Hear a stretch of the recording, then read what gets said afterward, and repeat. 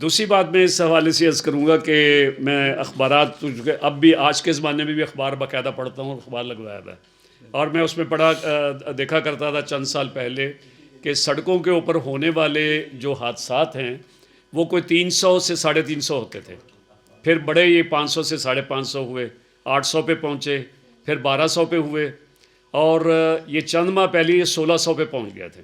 Per day 1600 हादसात जिनको rescue कौन करता है 112।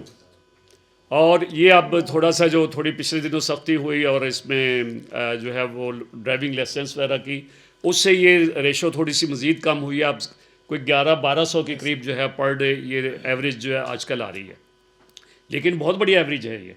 और रेस्क्यू वो इदारा है जिनको हम सलाम भी पेश करते हैं और जो बर वक्त जो है पहुँचते हैं और लोगों को रेस्क्यू करते हैं। तो हमारे दरमियान इस वक्त मोहम्मद तैयब साहब मौजूद हैं जो कि लीड फाइटर हैं रेस्क्यू 112 के। हम उनको खुशामदीद कहते हैं अपने इस प्रोग्राम में। और हाफिज़ अवैस साहब भी जो कि फ़ायर रेस्क्यूअर हैं 112 के, तो इन दोनों को खुशामदीद कहते हैं। और मैं गुजारिश करूँगा तैयब साहब को कि वो 10 से 12 मिनट के अंदर हमारे सामने ये जो हंगामी सूरत हाल में रियासत, इदारे और शहरी ज़िम्मेदारी इसके हवाले से अपनी तजावीज़ भी पेश करें और तज्ज़िया भी पेश करें। जी अस्सलाम वालेकुम जी।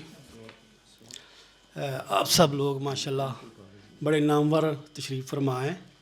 तो रेस्क्यू 1112 तो हर बंदा माशाल्लाह जानता है, अब इनके काम को भी सारे वाकिफ़ हैं कि क्या काम है हमारा। किसी भी हंगामी सूरत हाल में, एमरजेंसी में हम वहाँ रिस्पॉन्स करते हैं और अपनी बेस्ट कोशिश करते हैं कि कम से कम टाइम में किसी की जान बचाई जा सके। तो हालात के साथ साथ जैसे चेंजिंग्स आती रहती हैं, सर ने बताया कि ट्रैफिक के जो आरटीए की रेशो है 500 से 300 से बढ़ के 1600 तक चली गई है।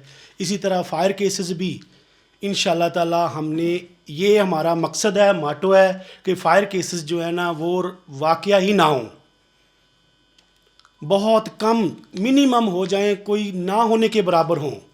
तो अल्लाह ताला ने कुरान पाक में फ़रमाया है कि जिसने एक शख्स की जान बचाई गोया उसने पूरी इंसानियत की जान बचाई। इस मकसद को सामने रखते हुए हम अपनी ड्यूटी परफॉर्म करते हैं, कोशिश करते हैं कि हर अमीर गरीब जो है ना उनके साथ बराबर का सलूक किया जाए। फ़ायर केसेस हमारी गलतियों की वजह से अक्सर पेश आते हैं। आपने देखा होगा हमारे घर से, सेफ्टी तो हमेशा अपने घर से शुरू करनी चाहिए। हमारा मकसद है कि हर घर में, हर गली में, हर मोहल्ले में, हर शहर में इस तरह के लोग मौजूद हों जो हमारे जाने से पहले उस वाक़या होने वाली एमरजेंसी को बहुत हद तक डील कर चुके हों। और हमने ये प्रोग्राम इंशाल्लाह ताला पिछले 1 साल से शुरू किया हुआ है।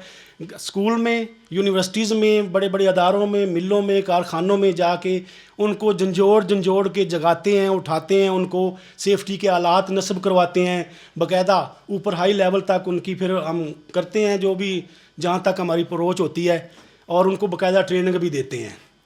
तो सेफ्टी के हवाले से है कि हमें चाहिए कि अपने घर से सेफ्टी अपने घर से शुरू करें, अपनी बच्चों को समझाएं, अपनी जो हैंगिंग वायर्स हैं, लटकती हुई तारें हैं, घर के अंदर किचन है, किचन के अंदर चूल्हा ख़राब है, गैस लीकेज है, वो सारे इंतज़ाम हमने खुद करने हैं। अल्लाह ना करे खुदा न खास्ता एक चंगियाड़ी से बहुत बहुत बड़ा, जैसे कि सर बता रहे थे, गुल प्लाज़ा और इस तरह के ये LDA प्लाज़ा आपके सामने है। लाहौर के वाक़यात बेशुमार हैं। बड़ा अच्छा काम किया, लोगों को रेस्क्यू किया, निकालने की कोशिश की, लेकिन कुछ एमरजेंसी ही इस नौइयत की होती हैं कि हमारी बिल्डिंग्स ही कुछ इस तरह की बनी होती हैं कि वहाँ से देखा होगा आपने, लोग हाथों से बाहर, किसी का सर बाहर आ रहा है, टांगें नहीं बाहर आ रही। प्लाजे बने ही इस तरह के होते हैं, कोई पूछने वाला ही नहीं था कि किस तरह के प्लाजे बनने, इनमें फ़ायर का काम करना है नहीं करना। कल को कोई भी खुदा न खास्ता इमरजेंसी हो जाती है, इनखला का क्या है, असम्बली एरिया क्या है, सीढ़ियाँ कितनी रखनी है, उनकी फायर एक्सटिंग्विशर्स लगाने हैं नहीं लगाने हैं, कोई नहीं देखता था, कोई सोचता ही नहीं था। अब अल्हम्दुलिल्लाह दिन रात कोशिश के बावजूद बहुत से प्लाजे ऐसे हैं कि जो सेफ्टी के हवाले से बिल्कुल महफूज है। अगर खुदा न खास्ता वहाँ कोई इस तरह का केस आता है तो वहाँ जानी नुकसान ना होने के बराबर होगा। और पंजाब अल्हम्दुलिल्लाह इस सिलसिले में सबसे आगे जा रहा है अल्हम्दुलिल्लाह। लेकिन उसके बावजूद भी कुछ काली भेड़ें मौजूद हैं, सर बता रहे थे जैसा कि वो मामलात होते रहते हैं, पंजाब में भी इस तरह के मामलात हैं कि कोई किसी का ताल्लुक है, किसी का वास्ता है, किसी की कॉल आ जाती है, लेकिन खुदारा पाकिस्तान पे रहम करें, अपने अवाम पे रहम करें, जानें बचाएं अपने लिए, अपने बच्चों के लिए। बहुत से लोग जब जलते हैं तो उनके पीछे बड़ी दास्तान होती है, छोटे छोटे बच्चे होते हैं, बूढ़े माँ बाप होते हैं, बहन भाई होते हैं। तो इसलिए मेरी तो रिक्वेस्ट है अफसरान बाला से, आप माशाल्लाह बड़े ही नामवर शख्सियात यहाँ मदऊ हुए हैं कि आप इस पे भी थोड़ा वर्क करें, इस पे भी काम करें, हमारा साथ दें। हमारा साथ देने वाला कोई नहीं है, यकीन करें। हम दिन रात काम करते हैं, बच्चों को भूल गए हैं, घरों को भूल गए हैं सर, दिन रात काम कर रहे हैं, सेफ्टी पे काम कर रहे हैं, फायर केसेस ना हो, रोड ट्रैफिक एक्सीडेंट ना हो, कोई गटर में ना गिरे। आप यकीन करेंगे कि मैं 14-16 स्केल में हूँ और ख़ुद गटरों के ढक्कन में खुद लगाता हूँ रात को, मेरी ड्यूटी है, 1 घंटा ये वर्क करते हैं हम। लेकिन जिनका काम था वो तो सोए हुए हैं। हम गाड़ियाँ लेके निकलते हैं, हमारा हर बंदा जाके देखता है उसके इलाके में कौन सा होल खुला हुआ है, कौन सा गटर खुला हुआ है, कहाँ खुदाई हुई है, वहाँ जाके हम उसको करते हैं, सेव करते हैं। एसी रूम तक, एसी साहब के कमरे तक हम वो शिकायत पहुँचाते हैं कि आपका ये वाला होल, मेन होल खुला हुआ है। उसको कार्टन करते हैं, उसको वो ब्रिक्स वगैरह लगाते हैं, उस पर ईंटें लगाते हैं, उसको कवर करते हैं ताकि कोई इसमें इंसानी जान ज़ाया ना हो जाए। तो ये सारे काम सर करने वाले हैं, आप सब भी इसमें कोई ना कोई हिस्सा डालें ज़रूर। अवेयरनेस दें अपने बच्चों को, अपने स्कूलों को, अपनी यूनिवर्सिटियों को, लड़कों को अवेयरनेस दें। रेस्क्यू 1122 से वो तावन करें, रेस्क्यू 1122 का वो डायल करें। सिर्फ रेस्क्यू 1122 डायल करने से हम ट्रेनिंग के लिए वहाँ पहुँच जाते हैं।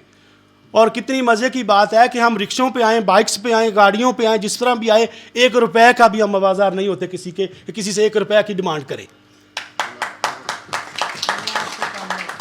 कोई ये बड़ी बात नहीं है। मैं आपको बताऊं कि हमारा उस दूसरे वाले फ्लैटी में ना, फ्लैटी एक्सप्रेस में चले गए थे हम कि शायद ये प्रोग्राम उधर है।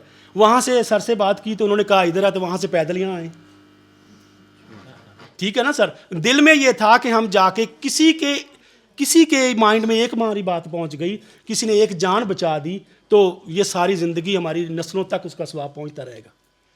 आप सब लोग हमारे साथ शाना बशाना खड़े हों, थोड़ा तावन करें। हम भी इंशाल्लाह ताला कोई कसर नहीं पीछे छोड़ते। अपनी पॉकेट्स में इसमें पिछली हुकूमतों की बातें को छोड़ें। हमारे पास रिसोर्सेज बहुत कम थे। अपनी पे में से हम डेक्लोरान इंजेक्शन ख़रीद के एक बिलबिलाते हुए बच्चे को, स्टूडेंट को, बूढ़े को, बाप को, माँ को लगाते थे कि यार उसका क्या कसूर है, वो रोड पे बड़ा तड़प रहा है। एक और बात सर मैं करूँगा आपसे कि हम चाहते हैं कि किसी की हेल्प करें। रोड ट्रैफिक एक्सीडेंट अक्सर होते रहते हैं, उसको बचाते हुए जब आप जाएं, अपनी सेफ्टी को पहले मद्देनज़र रखें। सबसे पहले दाएं बाएं ऊपर नीचे देखें। खुदा न खास्ता, खुदा रहा ऐसा ना हो कहीं आप उसको बचाने के लिए जा रहे हैं, एक की जगह पे 2 वहाँ बंदे इंजर्ड पड़े हों, और उसको उठाने के लिए, उसको बचाने के लिए, उसकी मरहम पट्टी करने के लिए आप लोगों का ट्रेंड होना 15 मिनट का ट्रेंड होना बहुत ज़रूरी है, जो कि रेस्क्यू 1122 फ्री ऑफ कास्ट देती है कि उसको उठा के किस तरह करना है। कोई स्पाइनल इंजरी तो नहीं है, सारी ज़िंदगी के लिए उसको माजूर तो नहीं आप कर रहे जब आप उसको हटा के साइड पे कर रहे हैं। उसके लिए सिर्फ 15 मिनट की ट्रेनिंग है। आप अपने अदारों में ये ट्रेनिंग मुनक़िद करवाएं, हम इंशाल्लाह ताला फ्री ऑफ कास्ट आके ट्रेनिंग दे के जाएंगे। पानी भी नहीं पीते हम लोग। बहुत मेहरबानी, शुक्रिया सब लोगों का, बहुत मेहरबानी सर। जिस तरह से तैयब साहब ने फरमाया कि हम किसी एक पैसे के भी रवादार नहीं हैं, मैं भी इसका गवाह हूँ कि एक मौके पे एक एक्सीडेंट हुआ और काफ़ी उन्होंने दवाइयाँ वगैरह दी, और बाद में मैंने कहा आपको पानी कोई मशरूब पिलाएं, कहे जी हमें इजाज़त नहीं है और हम पीते भी नहीं हैं।